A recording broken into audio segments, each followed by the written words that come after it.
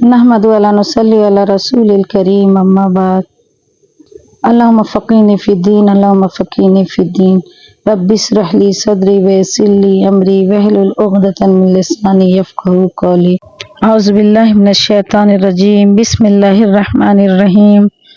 मरने के बाद बरज़ुख व क़यामत आखिरत के बारे में आज हम बताएंगे। इतनी बात तो सब जानते हैं ना, और मानते भी हैं कि जो इस दुनिया में पैदा हुआ है उसको किसी न किसी दिन मरना ज़रूरी है। लेकिन अपने तौर से ये बात किसी को भी मालूम नहीं, और न कोई उसको मालूम कर सकता है कि मरने के बाद क्या होता है और क्या होगा, है ना।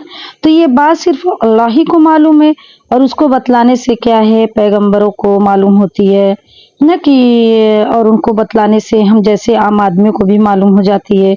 तो अल्लाह के हर पैगंबर ने अपने अपने वक्त में अपनी अपनी कौम और अपनी उम्मत को खूब अच्छी तरह बतलाया है और जतलाया था कि मरने के बाद किन किन मंजिलों से तुमको गुजरना होगा, और दुनिया में किए गए तुम्हारे अमाल को जजा और सजा पे हर मंजिल में तुम्हें किस तरह मिलेगी, है ना।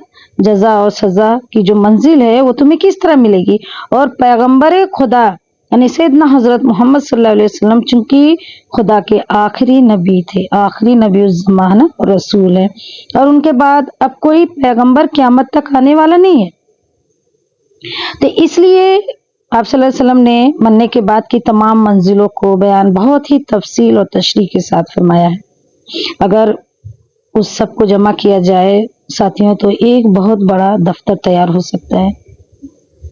कुरान शरीफ में और हुज़ूर सल्लल्लाहु अलैहि वसल्लम की हदीसों में जो कुछ उस सिलसिले में बयान फरमाया गया है उसका मुख्तसर सा खुलासा मैं करूंगी आज।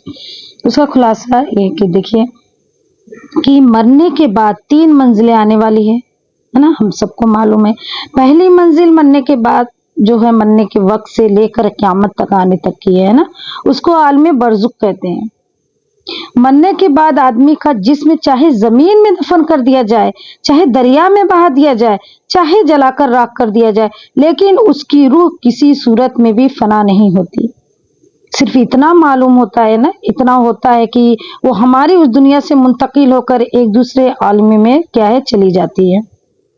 सिर्फ इतना होता है, वो हमारे उस दुनिया से मुंतकिल होकर एक दूसरे आलम में चली जाती है। वहां अल्लाह के फरिश्ते उसके दीन और मजहब के मुतालिक उससे कुछ सवालात करते हैं, और अगर सच्चा ईमान वाला है तो सही सही जवाब दे देता है, जिस पर फरिश्ते उसको खुशखबरी सुना देते हैं कि तू क़यामत तक चैन और आराम से रह। और अगर वो मोमिन नहीं होता बल्कि काफिर या सिर्फ नाम का मुसलमान यानी मुनाफिक होता है ना, तो उसी वक्त से क्या है सख्त अजाब और दुख में मुब्तला कर दिया जाता है। वो इसका सिलसिला क़यामत तक जारी रहता है। यही बरज़ुख की मंजिल है साथियों, जिसका जमाना मरने के वक्त से लेके क़यामत तक का है। उसके बाद दूसरी मंजिल क्या है, क़यामत और हश्र की है। क़यामत और हश्र की है ना, कि क़यामत का मतलब यह है कि एक वक्त आएगा, ऐसा आएगा कि अल्लाह के हुक्म से ये सारी दुनिया एकदम फना कर दी जाएगी। यानी जिस तरह सख्त किस्म के जल्जलों से इलाके के इलाके खत्म हो जाते, इसी तरह से उस वक्त सारी दुनिया दरहम बरहम हो जाएगी और सब चीजों पर ही एकदम फना आ जाएगी। फिर अरसे दराज के बाद अल्लाह ताला चाहेगा सब इंसानों को फिर से जिंदा करेगा। उस वक्त सारी दुनिया के अगले पिछले सब इंसान दोबारा जिंदा हो जाएंगे और उनकी दुनियावी जिंदगियों का पूरा हिसाब होगा। इस जांच और हिसाब में अल्लाह के जो बंदे निजात और जन्नत के मुस्तहिक निकलेंगे उनके लिए जन्नत का हुक्म होगा ना, उनको जन्नत का हुक्म दिया जाएगा। और जो जालिम और मुजरिम अल्लाह के अजाब और दोजक की सजावार होंगे उनके लिए दोजक का हुक्म सुना दिया जाएगा। अल्लाह अकबर। ये मंजिल जो है मरने के बाद की है साथी। दूसरी मंजिल ये है जिसका नाम क़यामत और हश्र है ना, तो उसके बाद देखो जन्नती हमेशा हमेशा के लिए क्या है जन्नत में चले जाएंगे, जहां सिर्फ आराम और चैन होगा और ऐसी लज्जतें और राहतें होंगी जो उस दुनिया में किसी ने देखी सुनी ना होगी। और दोजक में डाल दिए जाएंगे जहां उनको बड़े सख्त किस्म के अजाब और दुख होंगे। अल्लाह हम सबको उससे अपनी पनाह में रखे, आमीन सुम्मा आमीन। देखिए ये दोजक जो है और जन्नत ही यानी जन्नत ही मरने के बाद की तीसरी और आखिरी मंजिल है ना, ये दोजक जो है। तो और फिर लोग क्या है हमेशा हमेशा अपने अमाल के मुताबिक जन्नत और दोजक ही में रहेंगे। ہے نا. تو یہاں پہ جو جنتی ہے جنت میں ہمیشہ ہمیشہ رہے گا، اور جو دوزخی ہے وہ دوزخ میں رہے گا. تو دیکھیے مرنے کے بعد کے متعلق اللہ کے پیغمبروں نے اور خاص طور سے آخری پیغمبر سیدنا حضرت محمد صلی اللہ علیہ وسلم نے جو کچھ بتلایا ہے اور قرآن حدیث میں جو کچھ فرمایا ہے، جو کچھ فرمایا گیا قرآن حدیث میں، اس کا خلاصہ یہی ہے ساتھیوں کہ جو اوپر ذکر کیا گیا ہے نا کہ اب چند آیت ہے اس کی حدیث بھی سن لیجیے آپ لوگ کہ کل نفس ذائقۃ الموت ثم الینا ترجعون. سورہ عنکبوت کا ہے یہ آیت نمبر 6 کہ جان کو موت کا مزہ چکھنا ہے، پھر تم سب ہماری طرف لوٹو گے.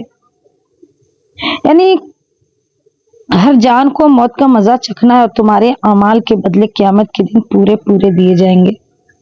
تو دیکھیے قیامت اور اس کی ہولناکیوں کا ذکر قرآن شریف میں سینکڑوں جگہ کیا گیا ہے نا.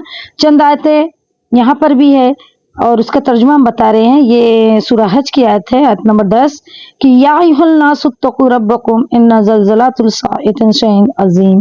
اے لوگوں اپنے رب سے ڈرو، قیامت کا بھونچال بڑی خوفناک چیز ہے. جس دن تم اسے دیکھو گے اس دن ہر دودھ پلانے والی ماں اپنے دودھ پیتے پیارے بچوں کو بھول جائے گی. اما ارضعت وتشاء كل ذات حمل حملا وترى الناس سكرى وما هم بسكرى ولكن عذاب اللہ شدید.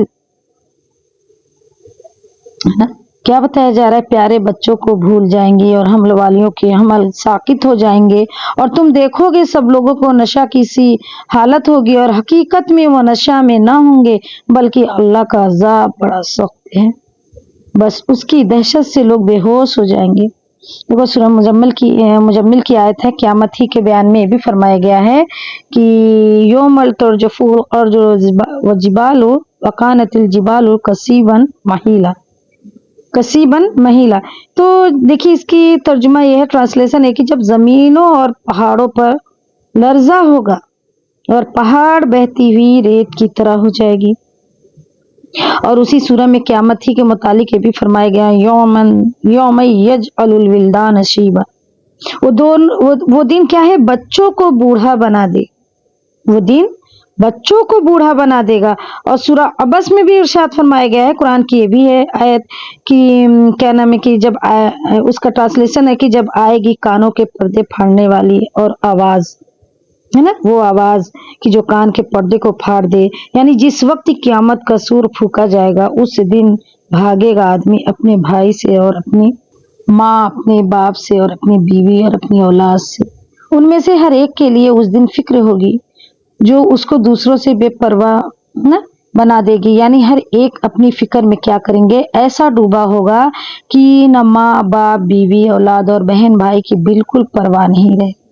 وہ پرواہ کرے گا نہیں بلکہ ان سے کیا کرے گا، بھاگے گا. تو دیکھیے بہت سے چہرے اس دن کیا ہوں گے ساتھیوں کے، روشن ہوں گے، ہنستے ہوئے، خوشی سے کھلے ہوئے، اور بہت سے منہ اس دن خاک میں اٹھے ہوں گے ہے نا، اور ان پر سیاہی کیا ہے کہ چھائی ہوئی ہوگی. تو قیامت کے دن سب انسان خدا کے سامنے حاضر ہوں گے ہے نا، کوئی بھی کہیں چھپ نہیں سکے گا. تو دیکھیے سورہ الحاق میں کیا بتایا جا رہا ہے، یومئذ تعرضون لا تخفی منکم خافیہ. اس دن تم سب خدا کے سامنے پیش کیے جاؤ گے، تم میں سے کوئی چھپنے والا چھپ نہیں سکے گا. اور سورہ کہف میں بتایا جا رہا ہے، سورہ کہف کی آیت نمبر 6 ہے، اس میں ہے کہ ٹرانسلیشن اس کا ہے کہ اس دن ہم پہاڑوں کو ہٹا دیں گے. یعنی پہاڑ اپنی جگہ قائم نہ رہ سکیں گے بلکہ وہ گر جائیں گے اور ریزہ ریزہ ہو جائیں گے، اور تم دیکھو گے کہ زمین کو کھلی ہوئی، یعنی نہ ان میں شہر رہیں گے، نہ بستیاں، نہ باغات، بلکہ ساری زمین ایک کھلا میدان ہو جائے گی. اور پھر ہم سب انسانوں کو دوبارہ زندہ کریں گے اور ان میں سے ایک کو بھی نہ چھوڑیں گے، اور وہ سب قطار در قطار اپنے رب کے سامنے پیش کیے جائیں گے، اور ان سے کہا جائے گا دیکھو تم دوبارہ زندہ ہو کر ہمارے پاس آ گئے ہو جیسا کہ ہم نے پہلی مرتبہ تم کو پیدا کیا تھا، بلکہ تم یہ سمجھ رہے تھے کہ ہم تمہارے لیے کوئی وقت کیا ہے کہ موعود نہیں لائیں گے. اور ان کا اعمال نامہ جس میں ان کے نام یعنی تمام اچھے برے اعمال کی تفصیل ہوگی سامنے رکھ دیا جائے گا. اور بولیں گے تم دیکھو گے کہ مجرموں کو ڈرتا ہوا اس عمال نامہ سے کہتے ہوں گے کہ ہائے ہماری کمبختی۔ اس عمال نامہ کی عجیب حالت یہ ہے کہ نہ اس نے ہمارا کوئی جھوٹا عمل چھوڑا ہے نہ بڑا عمل، سبھی کو یہ بتلاتا ہے، اور جو کچھ انہوں نے دنیا میں کیا تھا ان سب کو موجود پائیں گے، اور ظلم نہیں کرے گا تمہارا پروردگار کسی پر۔ دیکھیے قیامت میں انسان کے ہاتھ پاؤں اور ان کے تمام اعضاء بھی اس کے اعمال کی گواہی دیں گے ساتھیوں۔ اور یہ چیز کیا ہے، سورہ یاسین میں ارشاد فرمایا گیا ہے کہ الیوم نختم علی افواہہم وتکلمنا ایدیہم وتشہد ارجلہم بما کانوا یکسبون۔ سورہ یاسین کی آیت نمبر 4 ہے کہ آج کے دن ہم ان کے منہ پر کیا کریں گے، مہر لگا دیں گے، اور ان کے ہاتھ پاؤں بولیں گے اور گواہی دیں گے کہ اس کی جو وہ کیا کرتے ہیں نا، الغرض قیامت میں جو کچھ ہوگا قرآن شریف نے بڑی تفصیل سے ان سب کو بیان فرمایا ہے۔ یعنی پہلے زلزلوں اور دھماکوں کا ہونا، پھر سب دنیا کا فنا ہونا، دنیا کا کیا ہے فنا ہو جانا، یہاں تک کہ پہاڑوں کا بھی کیا ہے ریزہ ریزہ ہو جانا، پھر سب انسانوں کو کیا ہے زندہ کیا جائے گا، ہے نا، زندہ کیا جانا ہے، پھر حساب کے لیے میدان حشر میں حاضر ہونا، اور وہاں ہر ایک کے سامنے اس کے اعمال نامہ کو آنا، اور خود انسان کی اعضاء کو اس کے خلاف گواہی دینا، اور پھر ثواب یا عذاب یا معافی کا فیصلہ ہونا، اور اس کے بعد لوگوں کا جنت یا دوزخ میں جانا۔ تو یہ سب چیزیں قرآن شریف کی بعض صورتوں میں تو ایسی تفصیل سے بیان کی گئی ہے ساتھیوں کہ ان کے پڑھنے سے قیامت کا سما آنکھوں کے سامنے کھینچ جاتا ہے۔ چنانچہ ایک حدیث میں بھی آیا نا کہ حضور صلی اللہ علیہ وسلم نے فرمایا کہ جو شخص چاہے کہ قیامت کا منظر اس کو اس طرح دیکھے کہ گویا اس کی آنکھوں کے سامنے ہے، تو قرآن شریف کی صورت یہ ہے کہ اذا الشمس کورت و اذا السماء فطرت و اذا السماء سقط پڑھے وہ۔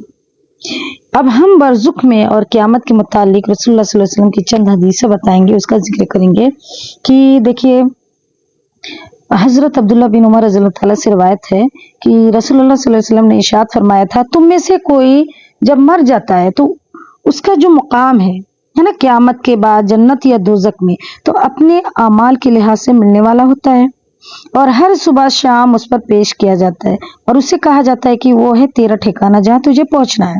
تو ایک اور حدیث میں یہ ہے کہ ہمارے نبی کریم صلی اللہ علیہ وسلم نے ایک دفعہ ویز میں قبر یعنی عالم برزخ کی آزمائش اور وہاں کے احوال کا ذکر فرمایا انہوں نے، تو تمام مسلمان جو حاضر تھے چیخ اٹھے۔ بہت سی حدیثوں میں قبر کے احوال اور سوال و جواب اور پھر وہاں کے عذاب کا تفصیل سے بھی ذکر آیا ہے ساتھیوں۔ یہاں ہم اختصار کی وجہ سے صرف انہی 2 مختصر حدیثوں کے ذکر پر بس بتا رہے ہیں۔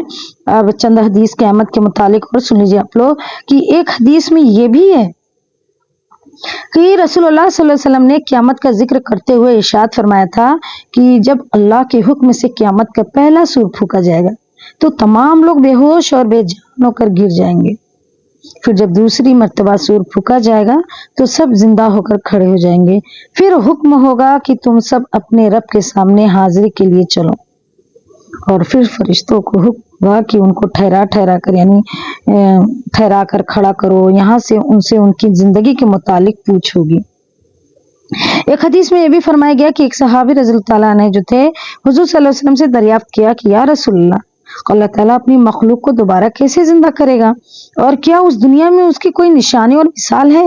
تو آپ صلی اللہ علیہ وسلم نے فرمایا کیا کبھی ایسا نہیں ہوا کہ تم اپنی قوم کی کسی زمین پر ایسی حالت میں گزرے ہو کہ وہ سوکھی سبزے سے خالی ہو، اور پھر دوبارہ ایسی حالت میں اس پر تمہارا گزر ہوا ہو کہ وہ ہری بھری لہلہا رہی ہو نا، کہ لہا رہی ہو۔ صحابی رضی اللہ تعالیٰ کہتے ہوئے ہیں کہ وہ ہری بھری چیز جو ہوتی ہے، یعنی انہوں نے عرض کیا کہ ہاں ایسا ہوا ہے۔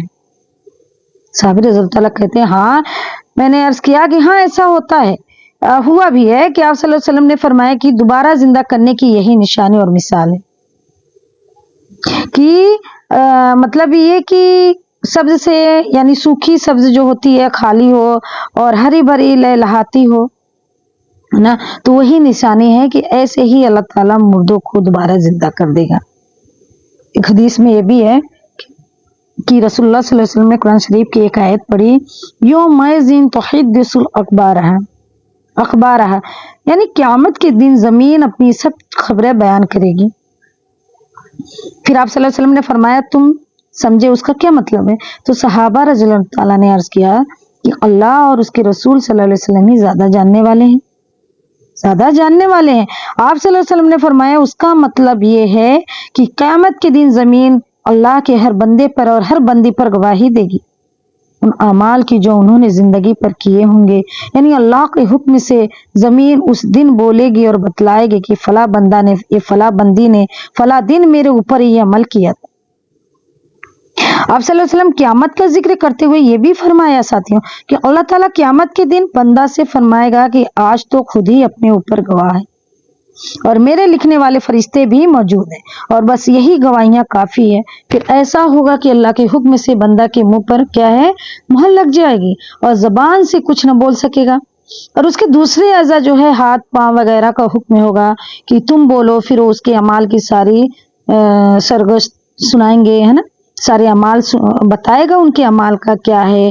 تو ایک حدیث میں یہ بھی خلاصہ ہے کہ ایک شخص جو ہے رسول اللہ صلی اللہ علیہ وسلم کی خدمت میں حاضر ہوا اور عرض کیا، یا رسول اللہ میرے پاس کچھ غلام جو کبھی کبھی شرارتیں کرتے ہیں، کبھی مجھ سے جھوٹ بولتے ہیں، کبھی خیانت کرتے ہیں، اور میں ان قصوروں پر کبھی ان پر خفا ہوتا ہوں اور برا بھلا کہتا ہوں اور کبھی مار بھی دیتا ہوں، تو قیامت میں اس کا کیا انجام ہوگا؟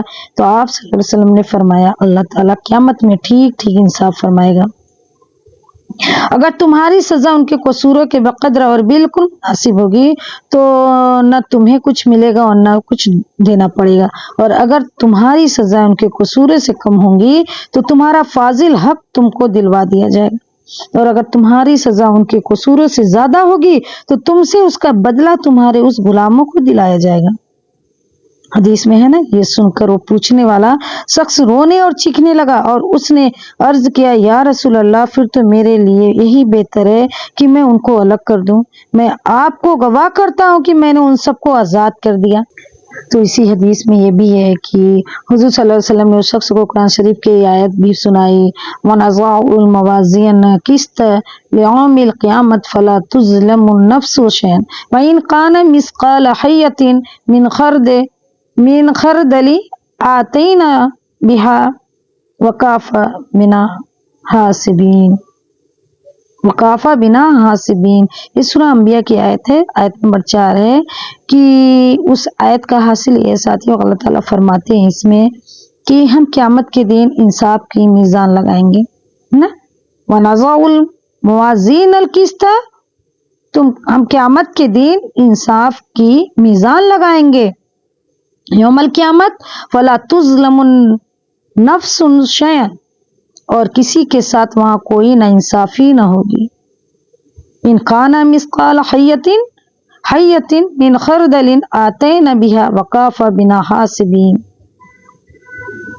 اور اگر کسی کا کوئی عمل یا حق رائی کے دانہ کے برابر بھی ہوگا تو ہم اس کو کیا کریں گے، حاضر کریں گے، اور ہم حساب لینے والے کافی ہیں۔ اللہ تعالیٰ ہمیں توفیق دے مرنے کے بعد اور قیامت کے متعلق کی قرآن پاک نے اور رسول اللہ صلی اللہ علیہ وسلم نے جو باتیں ہم کو بتلائی ہے نا، ہم ان سے غافل نہ ہوں۔ آمین ثم آمین، وآخر دعوانا الحمدللہ رب العالمین۔ سبحان اللہ بحمدہ، سبحانک اللہم بحمدک، نشہد ان لا الہ الا انت، نستغفرک ونتوب الیک۔ سبحان ربک رب العزۃ عما یصفون، وسلام علی المرسلین، والحمد للہ رب العالمین، برحمتک یا ارحم الراحمین۔ جزا اللہ عنا محمد ما هو اہلہ صلی اللہ علیہ وسلم۔ اللہم تقبل دعا وتقبل اعمالنا وتقبل قلوبنا وتقبل حیاتنا وتقبل مماتنا، آمین یا رب العالمین۔ السلام علیکم ورحمۃ اللہ وبرکاتہ۔